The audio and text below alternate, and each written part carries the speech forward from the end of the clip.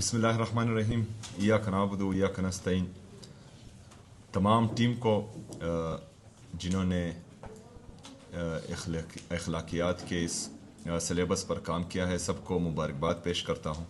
हमारे लिए अल्लाह ताला के आखिरी नबी हज़रत मोहम्मद सल्लल्लाहु अलैहि वसल्लम की ज़िंदगी गुजारने का बेहतरीन नमूना है, और उसमें जो है हज़रत मोहम्मद सल्लल्लाहु अलैहि वसल्लम की सुन्नत मुबारक में ही दुनिया और आखिरत की कामयाबी है। अखलाकियात का सलेबस या सब्जेक्ट इसलिए मुतारफ़ करना ज़रूरी था ताकि एक तो बचपन से ही हमारे बच्चों को ये पता लगे कि हमारे इस्लामी रिवायात क्या हैं, हमारे जो पख्तून रिवायात है क्या है, हमारे इलाकाई रिवायात क्या है, उनको बचपन से ही पता चले। क्योंकि आजकल इंटरनेट का ज़माना है, हर बच्चे के हाथ में मोबाइल हैं, और मैं नहीं चाहता कि जो हमारे कल्चर, ट्रेडिशंस, नॉर्म्स, वैल्यूज़ है वो हमारे आने वाली नस्ल ये भूल जाए। तो इससे ये होगा कि तमाम जितने भी हमारे फ्यूचर जनरेशन है उनको कम से कम ये पता लगेगा कि हमारे अखलाकियात में क्या क्या चीज़ें ज़रूरी हैं। क्योंकि जिस तरह हमें पिछले ख़ासकर खैबर पख्तूनख्वा को पिछले 20 साल 25 साल से रखा गया है, तो यहाँ पर इंतहाई टेंस हालात हैं।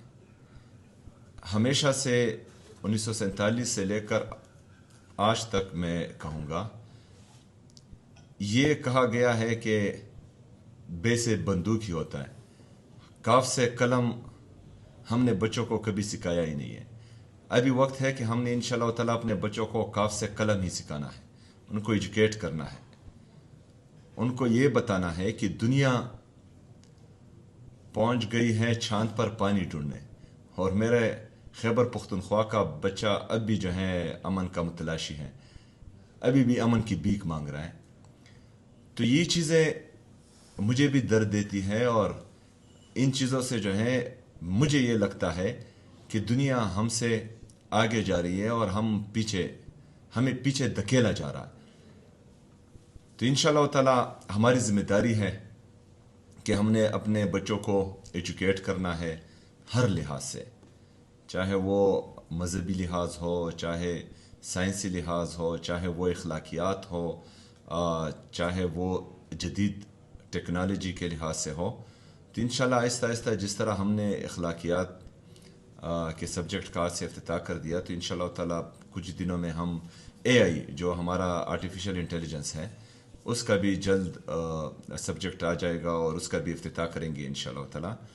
तो हम इस्लामी मुआशरे के साथ साथ जदीद तरीन जो साइंसी टेक्निक्स हैं उसको भी प्रोमोट कर रहे हैं, और वो भी अपने बच्चों को सिखा रहे हैं।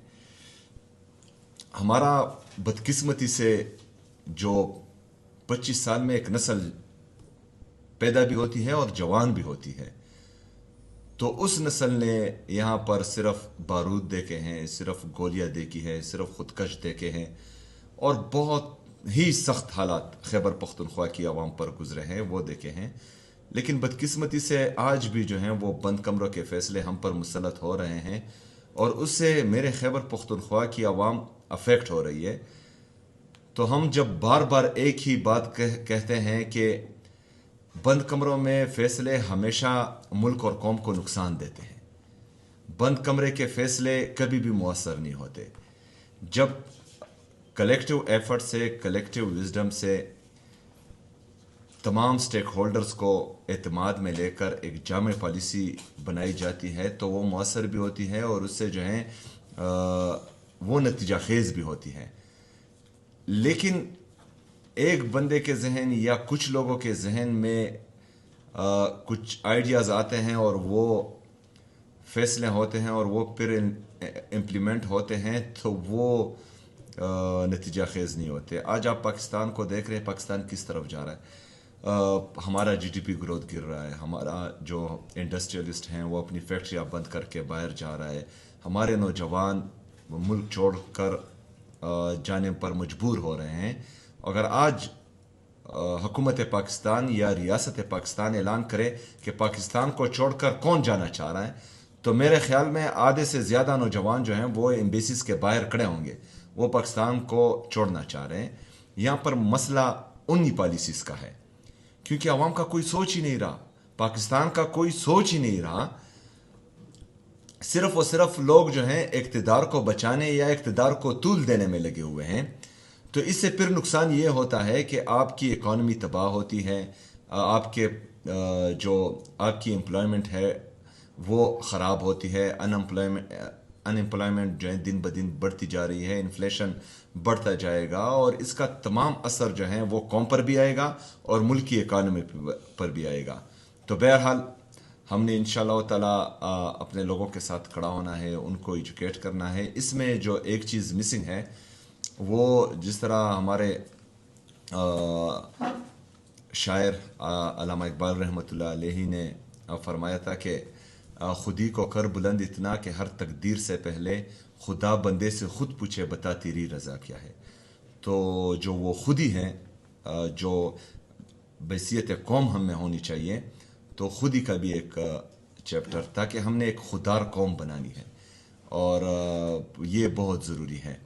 हमने जो है मगरिब से इम्प्रेस नहीं होना, हमने हमेशा किसी तरक्की याफ्ता मुल्क को देखकर अपनी पॉलिसीज़ या यहाँ पर रिजीम चेंज ऑपरेशंस नहीं करने।